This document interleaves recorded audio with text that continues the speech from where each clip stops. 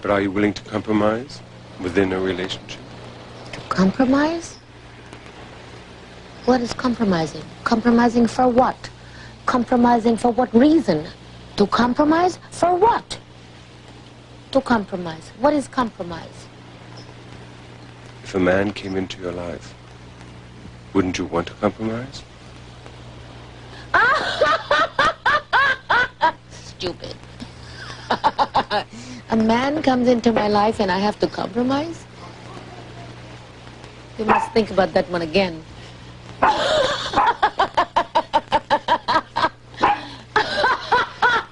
A man comes into my life and you have to compromise for what? For what? For what?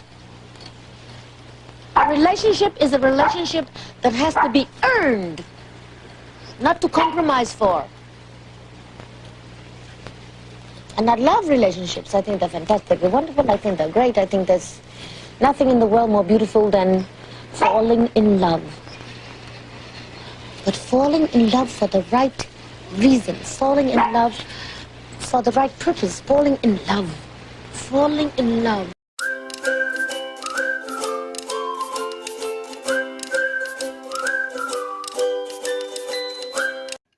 Hi guys, today I just wanted to show you a technique that some of the seasoned astrologers use, okay, in identifying your next partner and your partner after that one and your partner after that one and so on, and and it works with as many partners as you want in your life. So if you're in a relationship now, you with this technique you will already know where to go in order for you to meet your next partner, or how their energy would be like. So basically you will have an idea of of your next situation, of your next relationship. Okay, so we will always, of course, now in terms of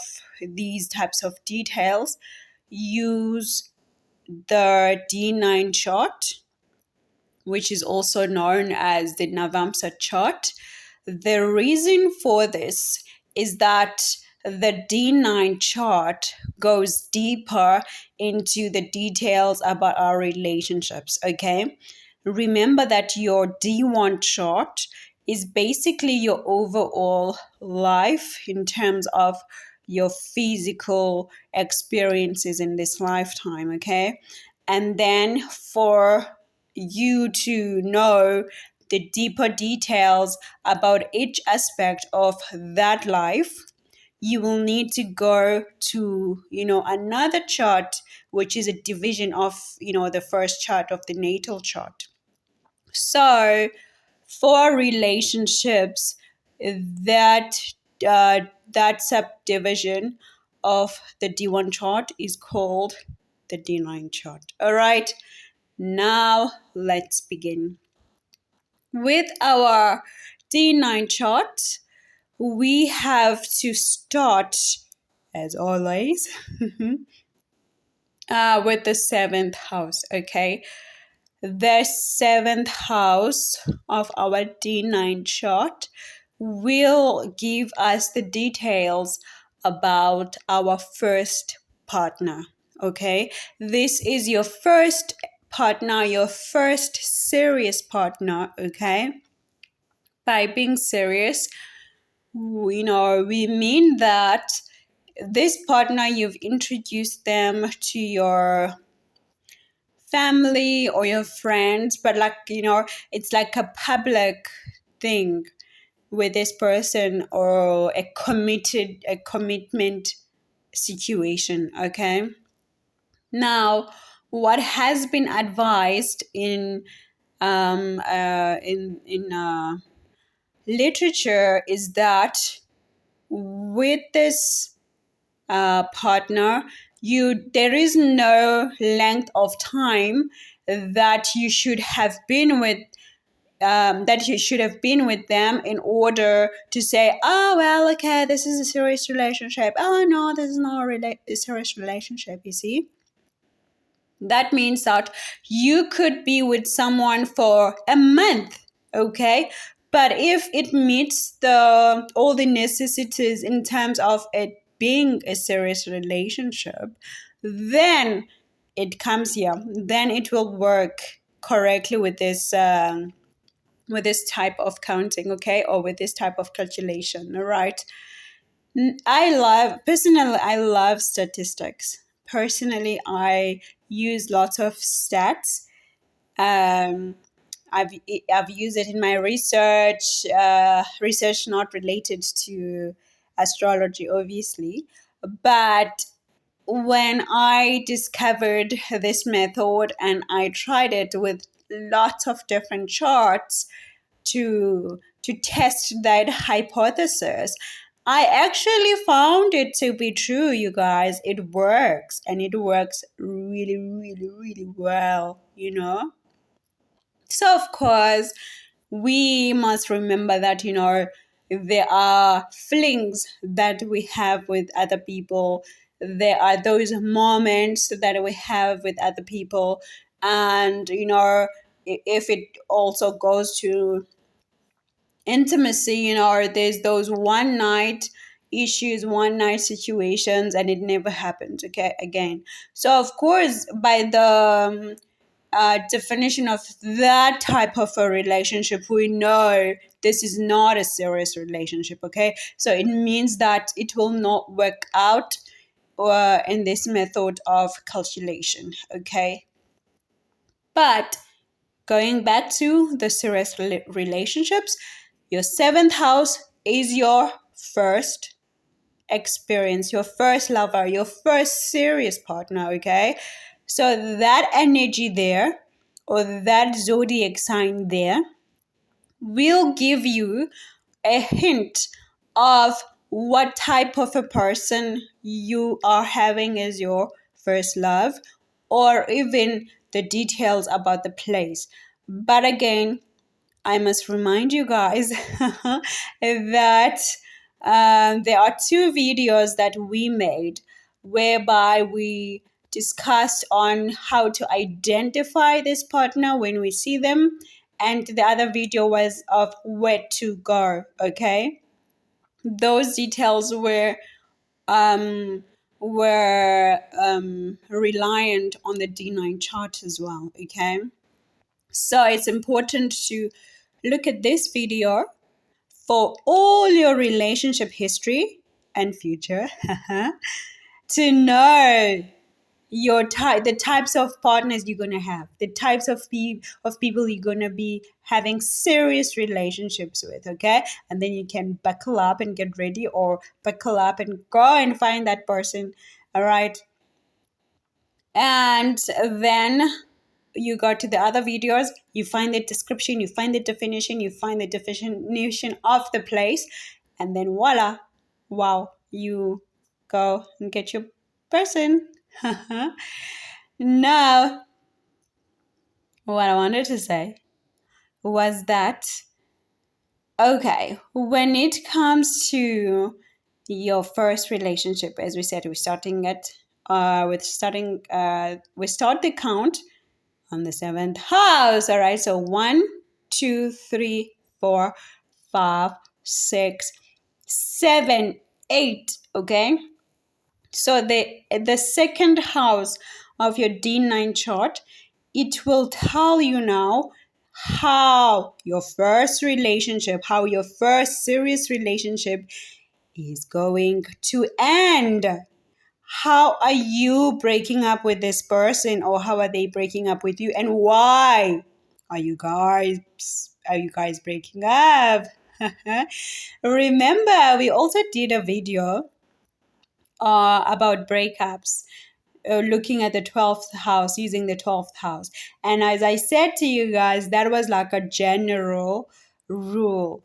And now we're going even deeper now, particularly to each person now. Now we're looking at an individual, we say, okay, maybe team with team. Tim was my first love. Okay, we're making a hypothesis. I don't know who Tim is. Tim was my first love. And then we count 1, 2, 3, 4, 5, 6, 7, 8. And then the second half of the D9 chart will tell how the relationship ends with Tim. And then from that second house, we start our count again. Why are we starting from the second house or from the 8th place? It is because a death of a relationship is a rebirth of another one. Because remember, guys, about the 8th house rule.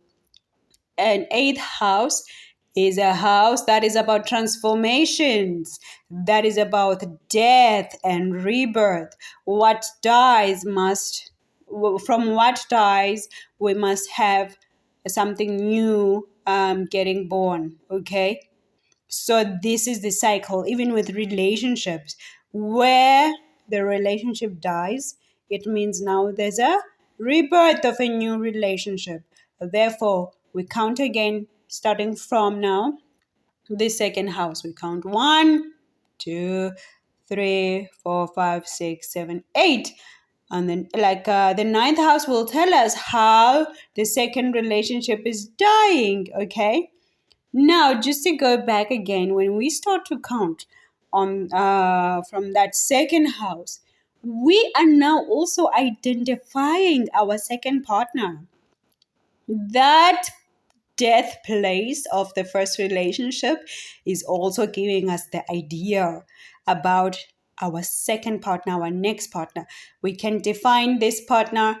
Let's say, the second house, of course, let's say with this zodiac setup, the second house is in Taurus. Now we know our second partner, there's gonna be something like he's gonna be materialistic, he's going to be down to earth, he's going to be stubborn, he's going to be family orientated, he's going to have values that he takes seriously, he's going to love family life, you know. Why? Because these are the energies of a Taurus, okay? So we are assuming that our D9 chart, second house, is in Taurus, okay? This is just a general chart, okay? So you use your own, maybe in your second chart, in your second house, or rather, there it's in Aries maybe, or it's in Cancer. So you take the descriptions of the Cancer as I showed you guys in the other videos. I think I will link them below. Yeah, if I don't link them below, you guys, you can just look for them.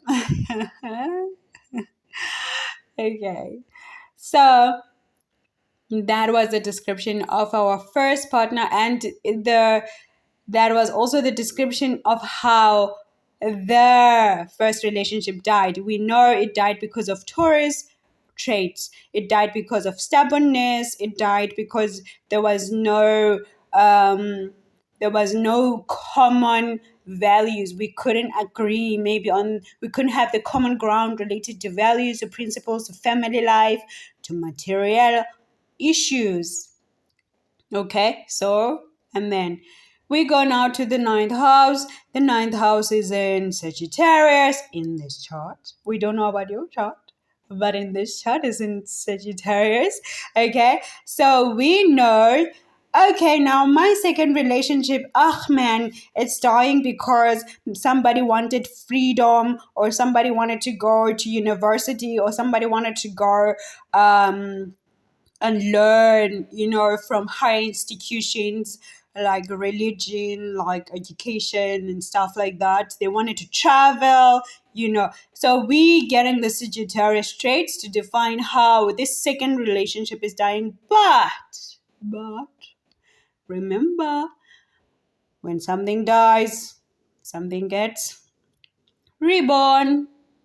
So from this, we're also getting now the third relationship, and we're describing the person using the same Sagittarius traits. Okay, this person is gonna love education. This person is gonna love religion or spirituality or higher beliefs. This person is gonna love freedom. This person is gonna love to travel. Now we know the third partner how they're gonna be like. So we start to count. Okay, from the ninth house as 1, 2, 3, 4, 5, 6, 7, 8. Now it's falling on the fourth house. That's how it dies. That's how this third relationship dies. It's dying because of Cancerian traits, Cancerian issues. There were emotional problems that we had. Our emotions were not clicking, maybe there was emotional abuse. Maybe there was intrusion from the mother. Maybe there was issues relating to home, and then we broke up. But because when something dies, something must be born. And now we're also describing the fourth relationship. Is it the fourth? Yes, the fourth relationship. We're using the Cancerian traits. Oh, we know the fourth partner is going to be loving, is going to be emotional, is going to be mothering, is going to be nurturing. Maybe they also working in as a caregiver. Maybe they're a nurse. We're using all these qualities now of this energy in this house to describe our fourth partner. And then you start again you guys, you go on as many partners as you're gonna have or as you could possibly have in this world, on this earth. But in your mind, you must remember that these should be committed relationships, like serious relationships, okay? Because the one night stands and the flings really, they don't give any connection, because you don't really get connected to that person. It was just like an experience, on a physical aspect, which could be easily defined on the global lane, such as in the D1 chart, okay? But if you want to go deeper, you're talking serious now, this is how you do it, okay? And yeah, so guys, you know what?